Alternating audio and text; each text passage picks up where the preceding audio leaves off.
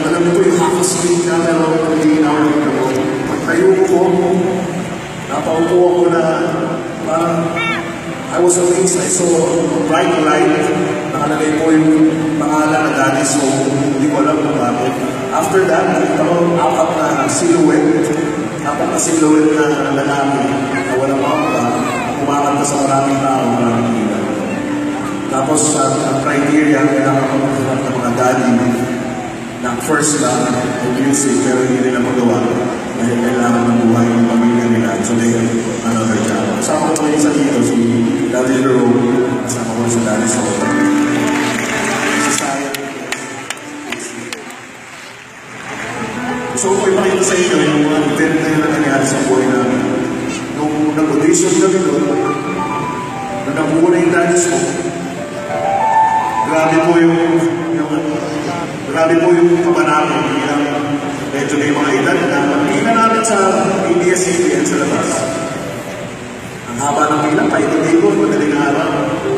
Doon pala sa pila, mawawalan ka na ng ano, mawawalan ka na ng lakas ng loob kasi ang gagaling. Bukod pa doon, ang gagaling, ang pupogi, ang gaganda. Eh kami, cute lang.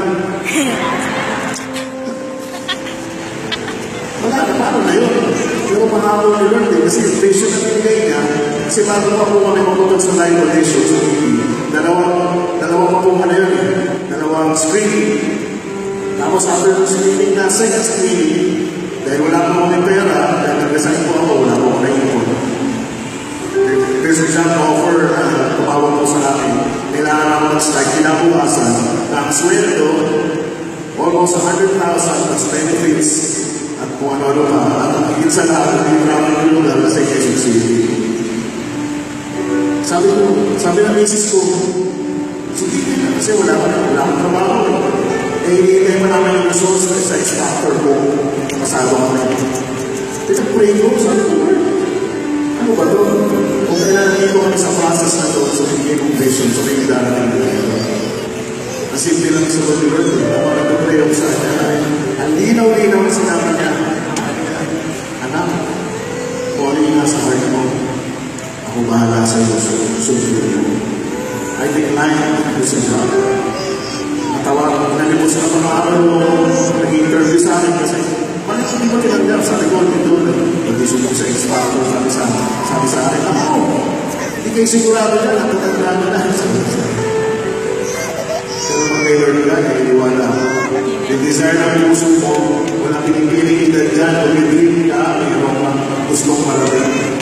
Ibibigay ni Lord dyan sa tamang panahon, kung ready na. Amen? Pero I just want to encourage the people na mayroong mga dreams, mayroong mga aspirations in life. Kasi alam ni Lord kung ano gusto mo. Alam niya kung ano gusto mo gawin. Ibibigay niya sa yan sa tamang panahon. Basta unahin mo siya ang focus mo, siya mahala sa dreams mo. Amen?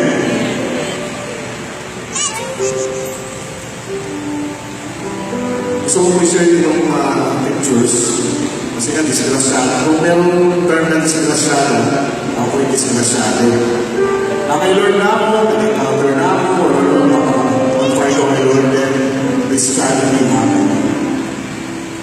Year 2014, I had an accident. Before na tayo sa luha. Kaya po, naputol-ulit pa ako. Nasagasaan ko para sa ko sa sakyan. I don't know why.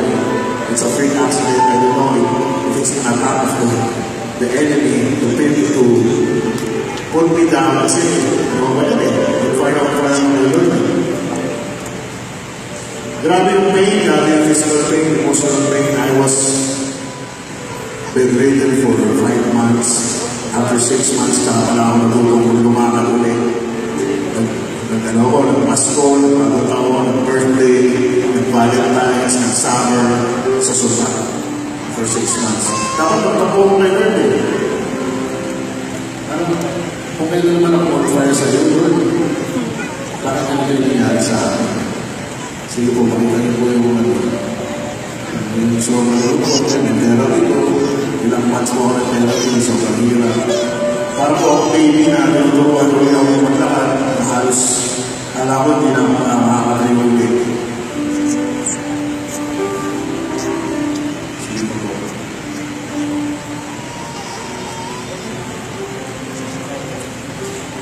naniniwala ako na happy purpose.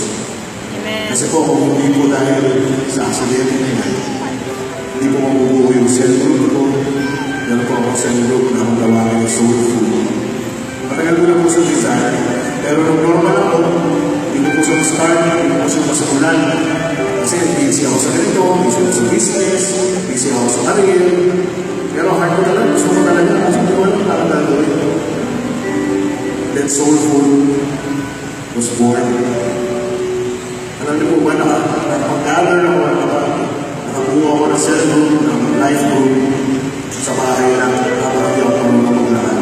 Through Facebook, through telephone. Grabe, parang mga natin sa Lord kasi. Yung police na, kahit ang normal ako, ayun ako hindi normal sa nangyari. Tsaka pag-bilas na Lord, gawin after Daddy's home. Naging guest po ako, nagulat ako, naging guest ako ng Daddy. Hindi ko alam bakit ako, bigla na niya ako ginawagan, sabi sa akin Daddy. Sabi, nag-meeting kami, I was in the meeting with my group, sabi na, ano naman sa tasang Daddy. I don't know why your name came up, and I don't know, your name came up, and I think of you, I thought of you. At nagulat ko ako, nag-iyak ko ako dahil sa Facebook yung tumawag sa akin, yung secretary sa Facebook. Gusto niya ako isali. Yan po rin nangyari last year sa Kia Gregario in Presence. Alam si Longga, ako yung po pangalan ko, bukod ko sa Daddy, kaya Alan. At yung po kumate sa Toy, sa Jerry Saldier, sila po mga Gregario artists. Yan po yung mismo concert na nangyari last year. Yung journey namin bilang Daddy Song, around the world kami, around the world, nakapagod, mag-rapid, nakamit ng iba-ibang mga tao, mga importanteng tao, naging connected yun sa showbiz, sa music industry. Yung Gary po, mamaya po yan. Yung Gary po, nagulat po ako this year, promote na rin po ako, May 12, 13, 19, 20. Kasama pa rin po ako. So, parang ni si Lord, grabe na rin. Sa dami ng nagaling, mga pogi, hindi na sinabi ko, film na kami. Pero, bakit mo nasasabi yan? Si Lord kasi, siya yung desire mo, siya yung kinokos mo. Yung desire mo, siya tutupad ng mga desire mo. Amen? Hindi lang yun, nagdiwala ako kasi puro verse na nangyari sa buhay ko eh. Simula bata hanggang lumaki, tumanda, lumaki, natulad ng kalaman. Natumanda, nagdiwala ako. Nakapag-bless ka ni Lord, sumunod ka kay Lord, nag-focus ka. Yung blessing, yung favors, yung flow, simula sa'yo, hanggang sa'yo mga anak. Kaya gusto ko po i-share. Yung anak ko po, si Blaster, nag-guitars. Siya po ang ultimate champion ng music hero ng Pilipinas natin.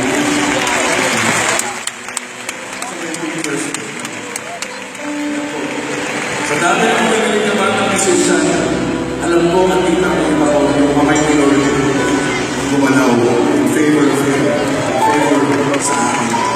Kaya grabe lang,